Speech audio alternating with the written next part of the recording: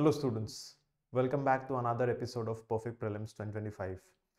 যোৱা এপিসোডটোত আমি দেখা পাইছিলোঁ বহুতো ছাত্ৰ-ছাত্ৰীয়ে আমাক ৰিকুৱেষ্ট কৰিছিলে যে এটা প্লেলিষ্ট যদি এনেকুৱা ধৰণৰ ক্ৰিয়েট কৰি দিওঁ তেনেহ'লে আপোনালোকে কোনো তো ভিডিঅ' মিছ হৈ নাযায় আপোনালোকৰ যদি এতিয়ালৈকে আপোনালোকে কৰা নাই গৈ আপোনালোকে দেখিব পাৰিছে আমি ইয়াতে হিষ্ট্ৰীৰ পৰা আদি কৰি geography Assam section and also পলিটিৰ কুৱেশ্যনছবোৰ ডিছকাছ কৰিছোঁ আপোনালোকৰ বাবে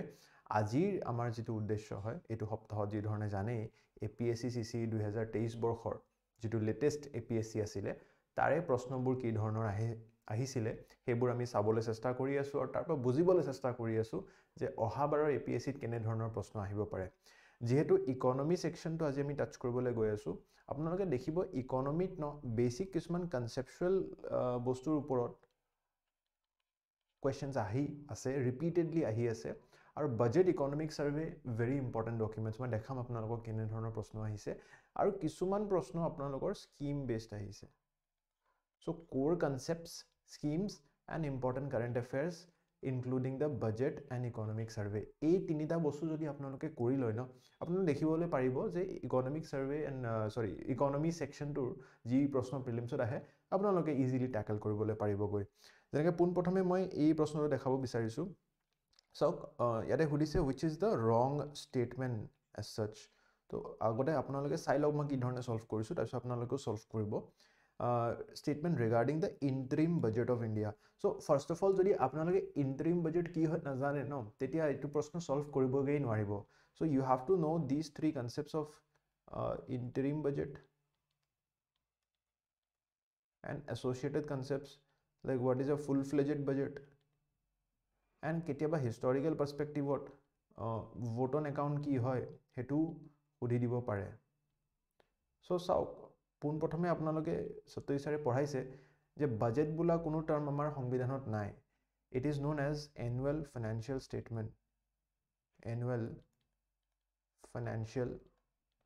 statement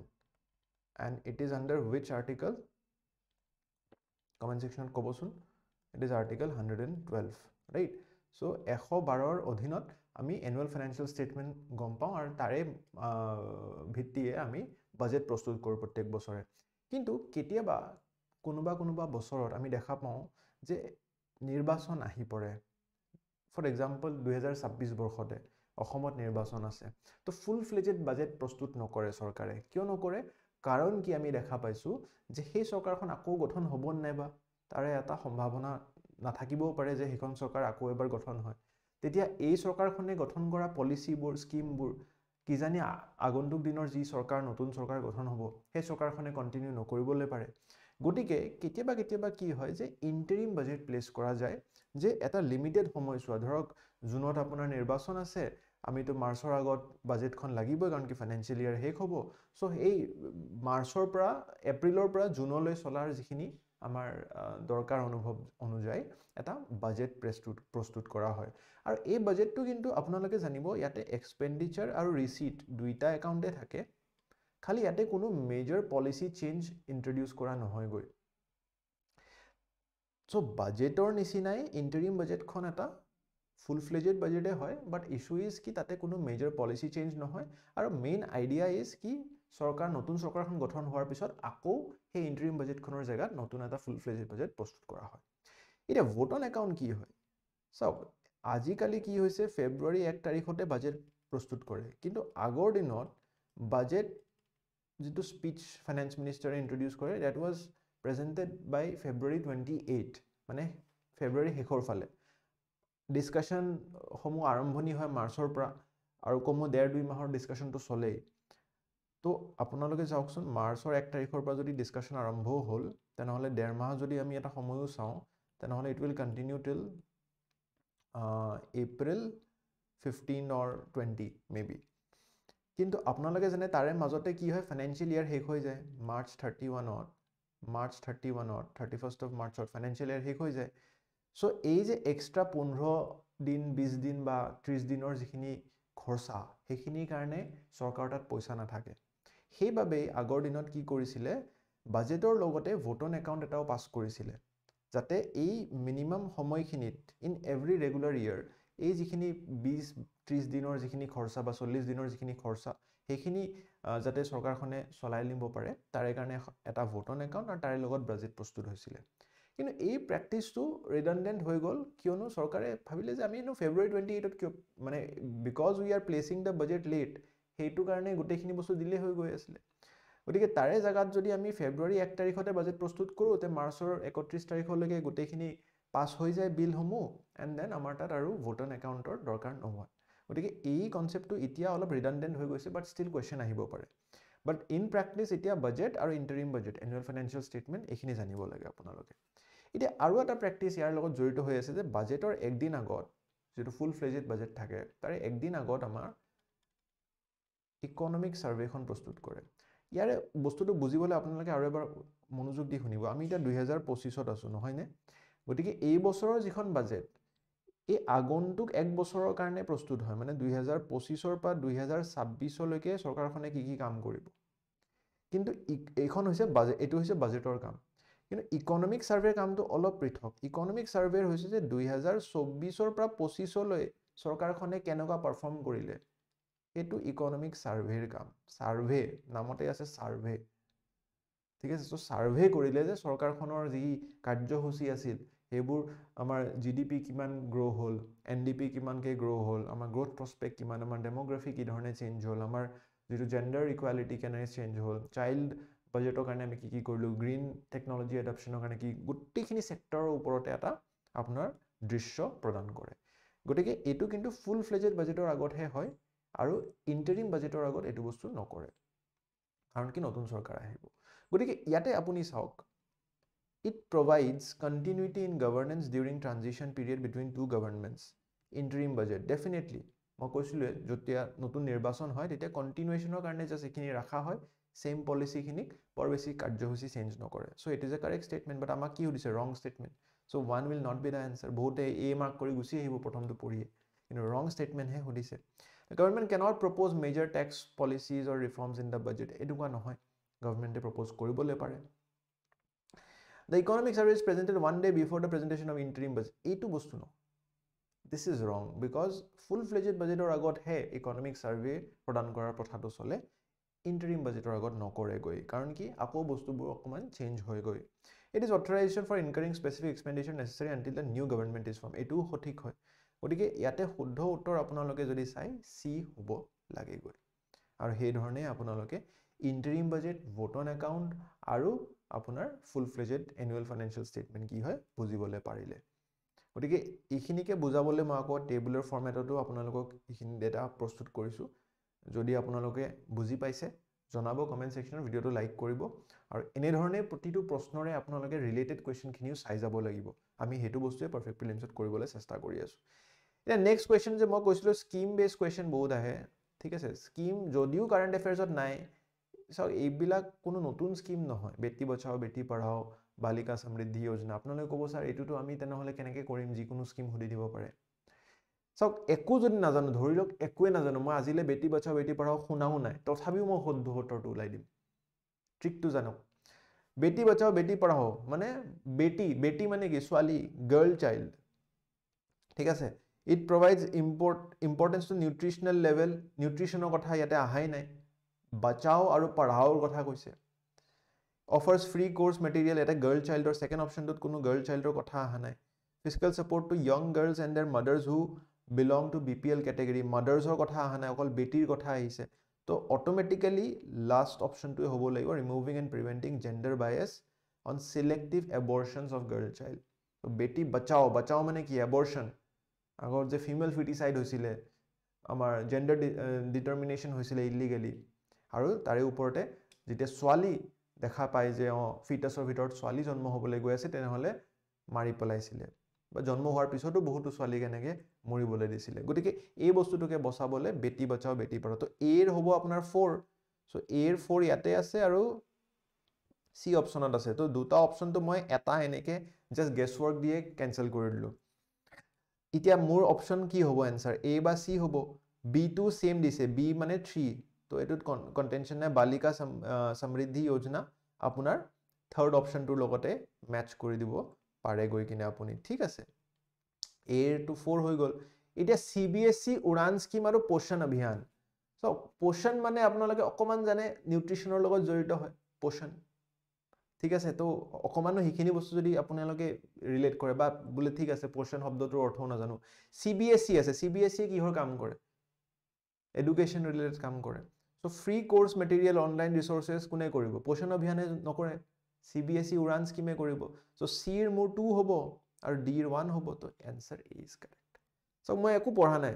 ধৰি লওক মই একোৱে নাজানো স্কিম কেটাৰ কিন্তু নামৰ পৰাই আপোনালোকে ডিকোড কৰি উত্তৰটো ওলাব পাৰে গতিকে এনেকুৱা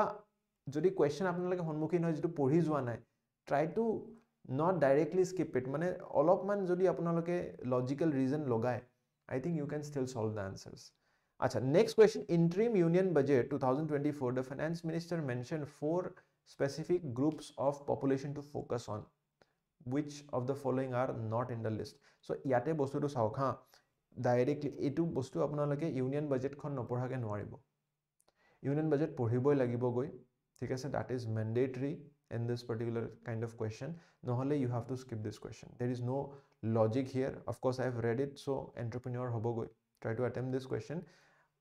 Jodi পঢ়া নাই এই বছৰটো পঢ়ি যাওক যোৱা বছৰটো যি হল হল তো সত্যজি সাৰে এই দুটা ভিডিওৰ মাধ্যমত ইউনিয়ন বাজেট কভাৰ কৰিছে ইউনিয়ন বাজেট 2025 আৰু ইকোনমিক সাৰ্ভে 2024-25 এই দুটা ভিডিও আপোনালোকৰ বাজেট আৰু সাৰ্ভে কমপ্লিট কৰিব ইউনিয়ন লেভেলৰ আৰু এই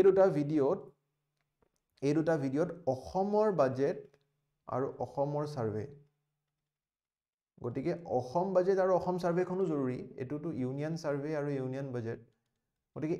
এই চাৰিটা ভিডিও মই ক'ব গৈছো যে আপোনালোকৰ প্ৰিলিমছত কিন্তু বহুত সহায় কৰিবলৈ পাৰে ইয়াৰো এটা প্লেলিষ্ট বনাই থোৱাই আছে গটিকে গৈ কিনে সেই প্লেলিষ্টটো এই চাৰিটা ভিডিও নিশ্চিত ৰূপে চাবলৈ চেষ্টা কৰিব ইয়াতে সকলো ইম্পৰ্টেন্ট স্কিম হক পলিসি চেঞ্জেস হক জি ফোকাস এৰিয়াজ এনেকুৱা ধৰণৰ প্ৰশ্ন হক ডাইৰেক্ট আহিছে মানে গটিকে আমি কভাৰ কৰিছো কোনটো এসডিজি ত কিমান এলোকেশন হৈছে এসডিজি অনুযায়ী কিমান কি কাম আগবাঢ়িছে জেন্ডাৰ বাজেট কি হয় চাইল্ড বাজেট কি হয় দিব্যাং বাজেট কি হয়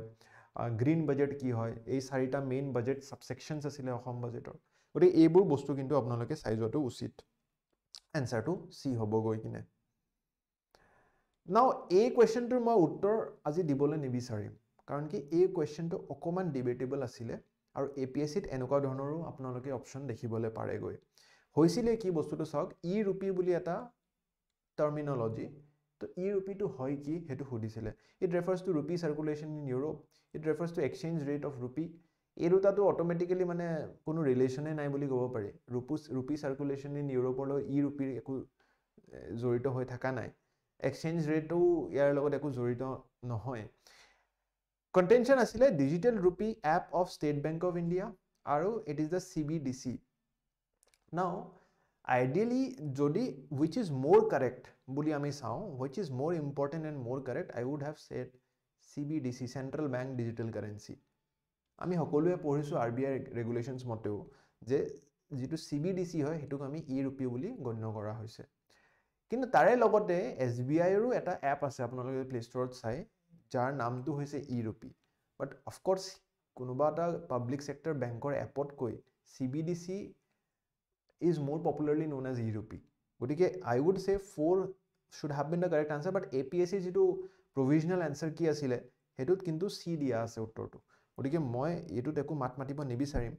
Apnaloke nije etu decide korok sauk etu e-rupee jitu app hoy SBI hetu ase aru etu RBI official website sauk rbi.org. So digital rupee or e-rupee is the CBDC boli koa hoise. So bohutu ছাত্ৰ ছাত্ৰী ইয়াতে